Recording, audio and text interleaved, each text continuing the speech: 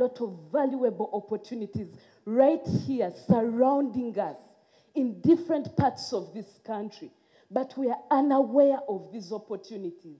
Uganda's economy heavily relies on agriculture, which employs approximately 64.6% of the working population, with 63% youth.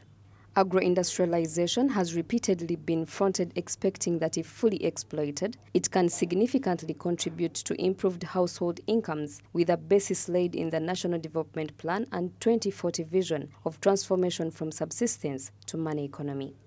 According to Ramadhan Gobi, the Permanent Secretary and Secretary to the Treasury, government is still dedicated through projects such as the parish development model, which takes the lion's share of the dedicated resources. They require us to connect very well with the people who are in wealth creation business or businesses, to be the foot soldiers, the champions of these programs. And that's the idea I'm getting now concretized everywhere you go.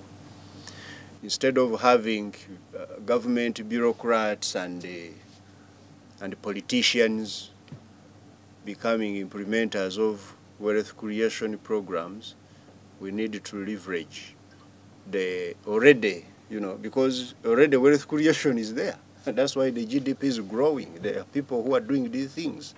They are farmers. Agro-industrialization has repeatedly been tended towards commercialization and competitiveness of agriculture production. In this drive, youth incubation centers have been designed to achieve agriculture sector growth from 3.8% to 6.0% and job creation, plus other targets. Household dependence on subsistence agriculture as the primary source of income is to be reduced from 68.9% to 55%, and an increase in household food security from 60% to 90%. An incubation center gives one an opportunity to run a business in a controlled environment, so that when they go back in their communities, they can run that business. So while they are doing incubation, they are given a business to run. So they are learning, definitely. They can make losses, but when they make the profit, they go with it to become their startup. And definitely one of the things that we encourage them to do is to make use of the opportunities that government has put in place. We are the government, and the government is doing this for us, and we have a responsibility of growing the government revenue base. And to the young people, I want to explain to you that wealth is in three forms. Wealth is in three forms. The first form is daily income. If you don't have daily income, you can never be rich. You should find something to deliver to the market on a daily. I'll give an example of a chapati seller. We all know chapati sellers, right? One packet of chapati, the flour, costs about 8,000 shillings. And it takes half a liter of cooking oil to bake it. And a pack gives you about 20 chapatis, the one we buy at 1,000. So 8,000 plus about 5,000 is 13,000, and you make 20,000. That is 7,000 shillings a day. So if you have 3 points, that is 21,000 shillings, and it translates to 600,000 shillings.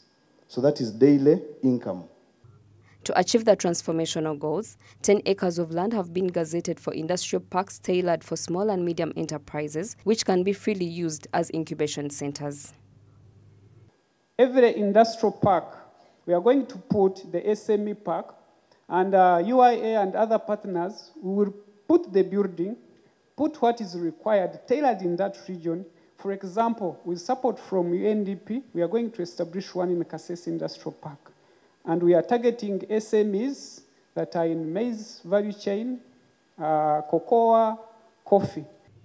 Several opportunities presented, for instance, by the close to 1.5 billion people in Africa and a combined GDP of $3 trillion offered by the Africa Continental Free Trade Area signed in 2021, are all market complementaries for the youth to invest and grow the micro and small enterprises. Naomi Mutumba, Smart 24 TV, Business Today.